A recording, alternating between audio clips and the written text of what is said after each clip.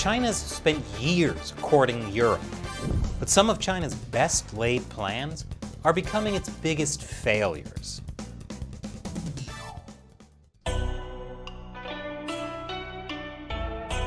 Welcome to China Uncensored. I'm Chris Chappell. Remember to support the show by liking this episode, subscribing, or resubscribing if YouTube secretly unsubscribed you. It happens. And sharing this video with your friends and family. Speaking of our friends and allies, you might think that China is doing pretty great when it comes to Europe. After all, they signed a new investment deal with the European Union that pretty much lets them off the hook when it comes to human rights. Okay, sure, they had to promise to try to maybe think about possibly getting better at human rights, but that's not a big deal for the Chinese Communist Party. They're good at promising things. But their promises of win-win mutual cooperation across all of Europe have hit a big snag. And it's kind of their own fault. Last week, the Chinese Communist Party held a virtual summit for the leaders of the 17+1 group of nations. And many of those leaders just didn't bother showing up. What is the 17+1? Well, the 17 is a group of 17 Central and Eastern European countries, and the +1 is China. The Chinese Communist Party established the 17+1 back in 2012. It's a group that the party has essentially tried to use to divide and conquer Europe by using infrastructure investment, trade deals, and other economic incentives to influence these countries. 12 of these 17 countries are part of the European Union, which the Chinese Communist Party was definitely looking to get on its side. We actually talked about the 17+1 group in this episode from 3 years ago. Back then it was only 16+1. But then Greece was invited to join. After all, Greece proved it was a true friend of China after blocking an EU statement condemning China's terrible human rights, which is exactly the kind of influence that China was hoping these countries would have on the EU. But 3 years after our last episode on the 17+1, the relationship has soured a little bit between the 17 and the 1. That's one reason why some of the leaders of those countries skipped a virtual summit that China held last week. In fact, half of the 12 EU national leaders invited to the club failed to show up to pay homage to Chinese President Xi Jinping. Sure, everyone hates Zoom meetings, but these European leaders didn't skip the meeting just because they didn't want to put on pants.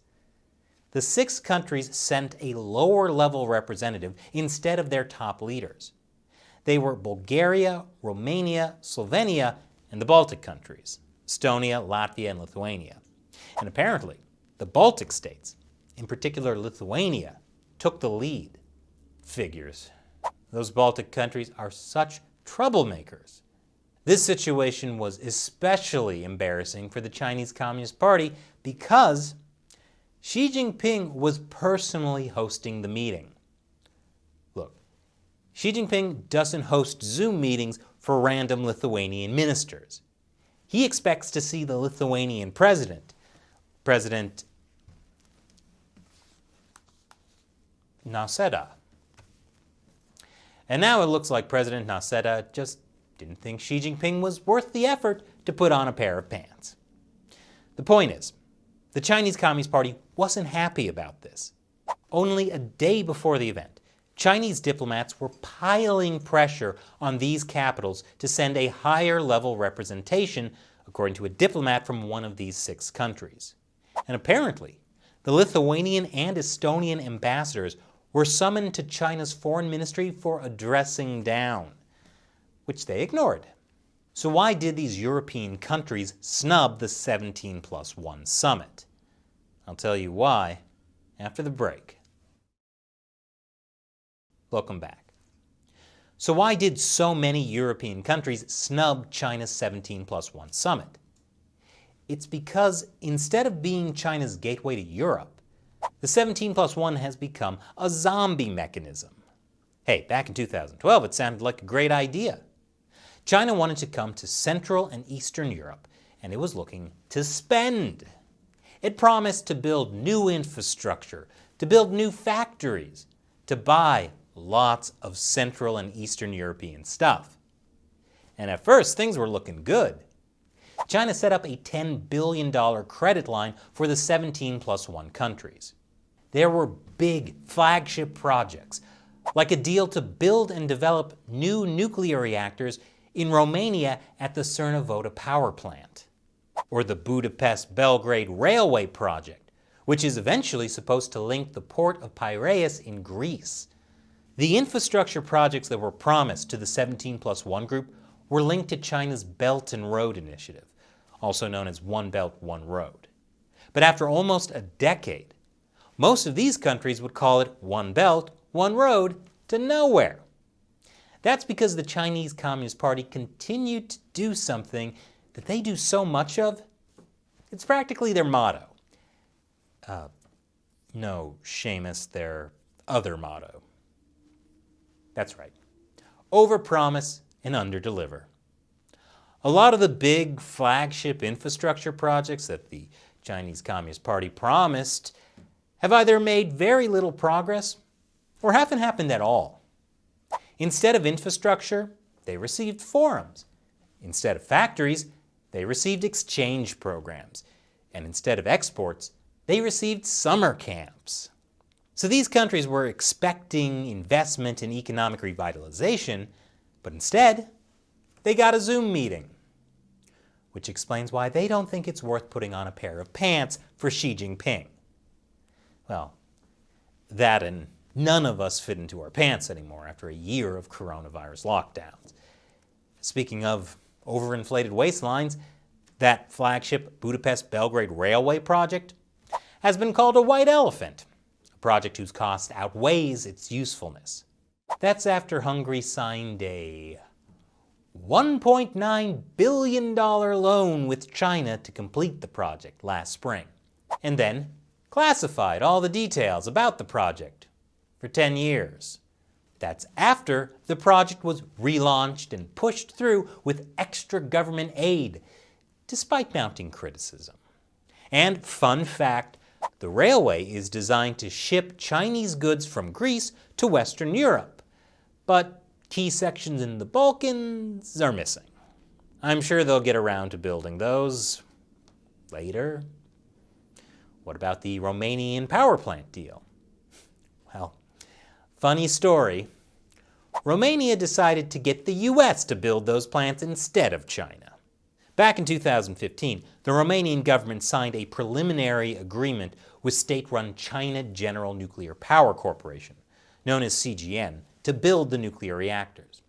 Then, in 2019, the US government blacklisted CGN and other Chinese nuclear firms for using US technology to help China's military.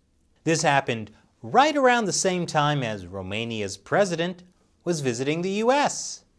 And in a joint statement, both countries pledged to work closely together to support Romania's civil nuclear energy goals. Then in late 2019, a new Romanian government was elected that was a little less friendly to China. And the new prime minister announced that he was canceling the deal with CGN to build the nuclear reactors, which eventually led to US companies taking over the project. In fact, the Romanian government is now considering banning Chinese companies from bidding on infrastructure projects at all. That's something that's happening in the Czech Republic as well. But the Romania story shows another big piece of why the Chinese Communist Party's 17+1 project is stalling.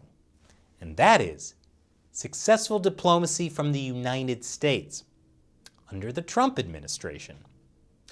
During the Romanian president's visit to the US in 2019, Romania became the first country to sign a memorandum of understanding with the US that essentially banned Chinese telecom Huawei from building its 5G infrastructure.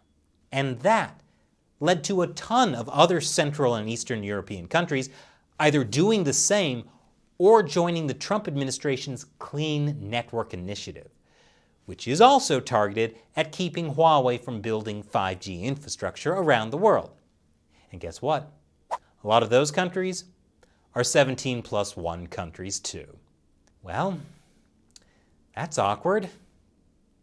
So it seems that the US and its EU allies like France and Germany haven't been seeing eye to eye regarding the threat from the Chinese Communist Party. But under the Trump administration, the US government spent a lot of effort reaching out to these Central and Eastern European countries too. This picture was, of course, pre-coronavirus when we all still shook hands and wore pants. But that successful diplomacy, together with the Chinese Communist Party's broken promises, have turned a lot of the region against the Chinese regime. Of course, there are still countries like Hungary that are holding out for some of that Belt and Road money. But the disillusionment among many 17+1 countries is real. Will that affect the rest of the EU? I guess it depends on how much they believe in the Chinese Communist Party's promises. And now it's time for me to answer a question from the China Uncensored 50-Cent Army. Those are viewers of the show who support China Uncensored on the crowdfunding website Patreon. We wouldn't be able to do these episodes without you. Find out more at patreon.com/China Uncensored. Greg asks, Chris, would it help if more people were made aware of the investment firms that bankroll the Chinese Communist Party?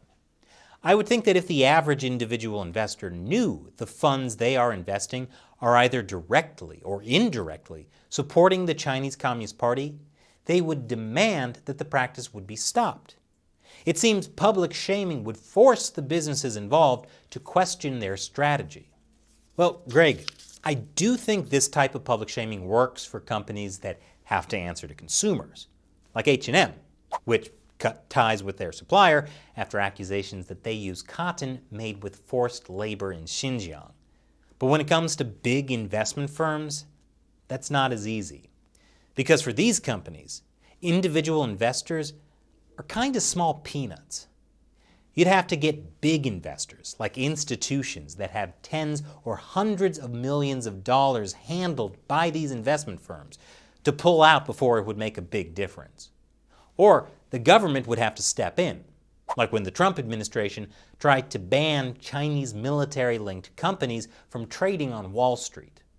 But this is a huge problem that we need to talk about, because foreign investment is definitely supporting the Chinese Communist Party and what they do. And it goes pretty deep. We've been thinking about doing an episode on how you might be investing in China without even knowing it. Let me know in the comments if you'd like to see that episode. Thanks for your question, Greg. Be like Greg. Support China Uncensored. Go to patreon.com/China Uncensored to learn more. Once again, I'm Chris Chappell.